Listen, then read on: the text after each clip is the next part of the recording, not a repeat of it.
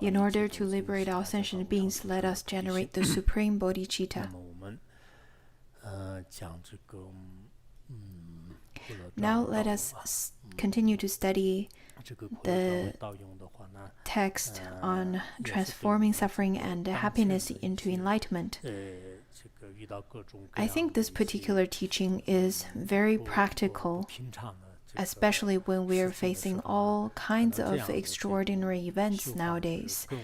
And it is probably quite applicable right now. When we study Madhyamika, Abhidharma, or Buddhist logic, all of them could build a really solid theoretical foundation for us. This is wonderful. I think to have solid foundations in the 5 treatises could definitely help us to dispel the deluded view in our mind stream. Because from the beginningless time, every one of us have developed the deluded view and deluded habits. On top of that, after we arrive to this world, we are tinted by our family and social environment as well as friends. We're very much influenced by them. And our habits could be tinted by them as well, which lead to direct influence on our right view and right action.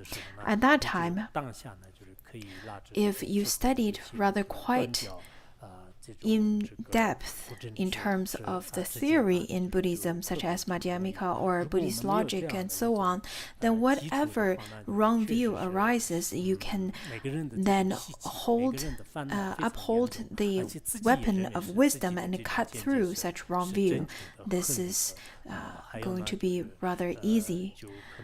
However, without such foundation, then every one of us with habits, with afflictions, with such strong impact of those, then you could feel that your view is the most right of all, and you would continue to follow your own view, your deluded view.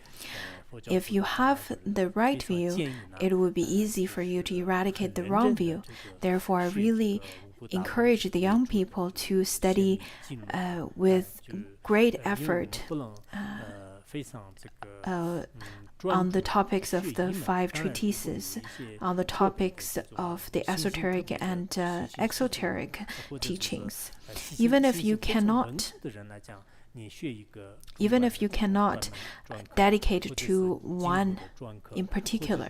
Of course, for some people who have very stable faith and they want to specialize in, for example, Madhyamika or Pure Land practice, that's fine as well. That's very good.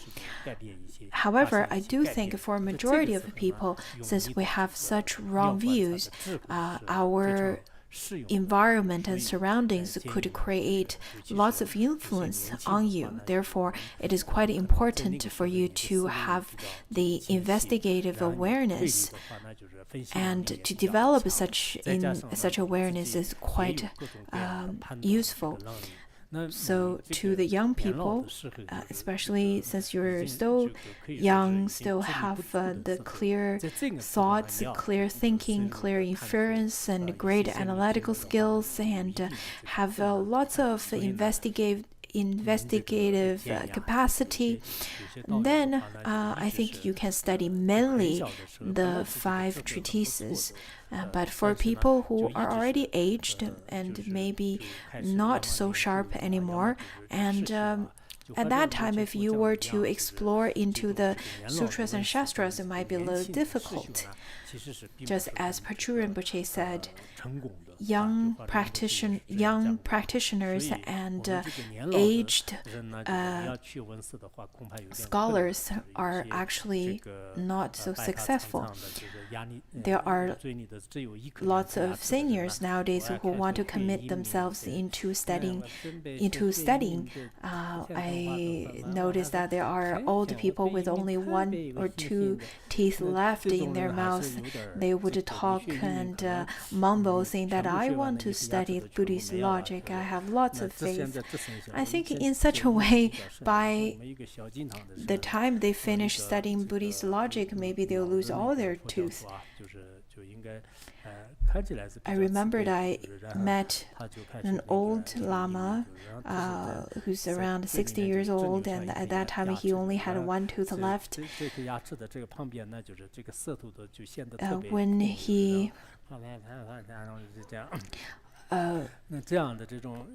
When he studied Buddhist logic, since he only had 1 tooth left, and which contrasts quite a bit with his tongue, I think for such kind of person to study Buddhist logic, can she ever succeed in that? I think it's a little bit questionable.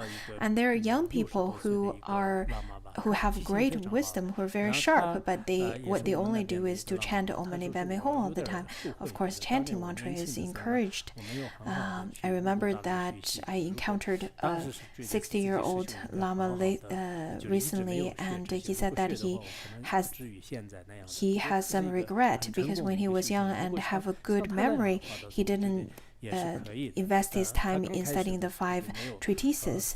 He felt that it is the best for him to practice, to engage in actual practice. I think there are great practitioners who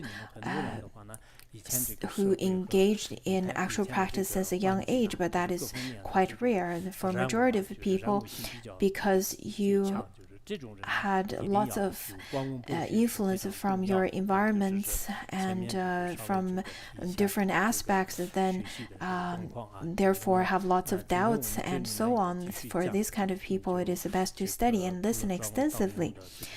Now let's continue with the actual class today. Previously, we've already talked about to supplicate the 3 jewels, to supplicate the Dharma protectors as well as spirits. If your mind is not so strong at the time, you should supplicate and say that, may the 3 jewels supplicate, bless me so that my suffering and happiness, especially suffering, could be transformed into enlightenment. Whomsoever you supplicate to, Avalokiteshvara or Manjushri or 3 jewels, this is the way to supplicate, so that the suffering won't become an obstacle. The second way is when your mind is a little bit more stable, when you have more faith into yourself and confidence in yourself, at that time you should supplicate to the 3 jewels and worldly spirits, saying that whatever the unfortunate and the unwanted illness and obstacles, please let me have all of them. This is quite a grave challenge. The majority of practitioners don't dare to make such kind of supplication, just as previously stated, just like the hippies in the West, they have such kind of rebellious spirits. They rebel the social norms, they rebel the traditional values, and that's the actions they would take. I think it has some hidden meanings under. As Buddhists, even if we're really scared of obstacles and supplicate and pray all the time, please let my practice be without obstacles, no obstacles at all. Even if you pray in such a way, obstacles would still come, would still approach. obstacles and pain, they would occur inevitably. Of course, without obstacles, it would be wonderful. But if it happens, then we should be prepared. We should have such determination to say that if it comes, it comes, and if I can't stop it, maybe I should just face it with great courage, and I should view such suffering and obstacle as happiness, because maybe with the condition of such obstacles, it would be helpful to my actual practice. So at that time, we should think from different perspectives. Just as maybe some things are not so wonderful to accept on the cursory outlook, but once you contemplate on it, it might be beneficial for you in its function. As previously stated, such as bitter medicine, to all of us, maybe it would be beneficial for our illness, and some food might not be very tasty, but it might be very nutritious. So we should accept the challenges, accept the obstacles as a challenge and as a beneficial factor to our practice. Yesterday I talked also about a durian. When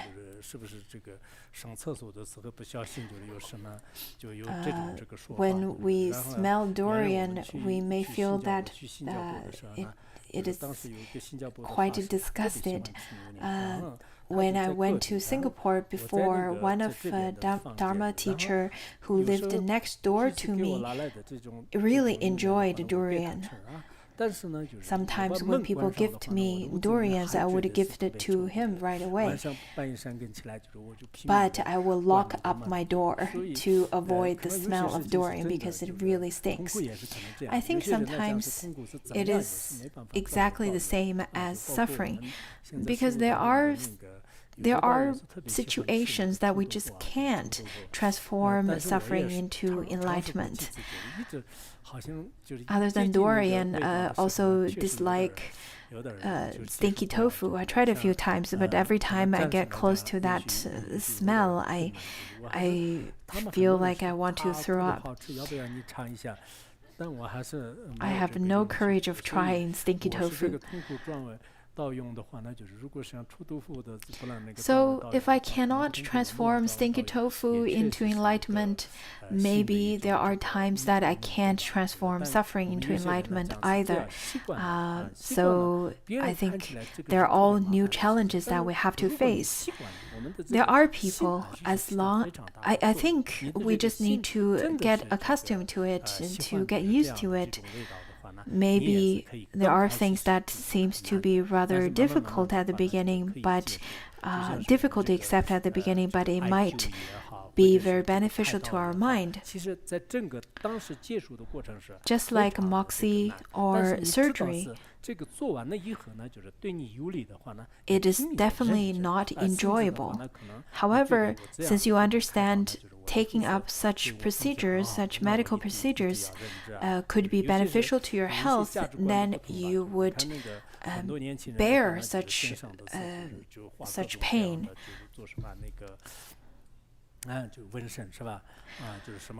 Also, in terms of forbearance, it depends on our own value system. I notice that young people nowadays really enjoy tattooing. There are peacocks and celebrities and athletes and different tattoos, different patterns. And when I watch them tattooing, it seems that they are enduring lots of pain at the time. However, in Thailand and Vietnam, I think they really like tattoos. They feel that it is a sign of spiritual strength.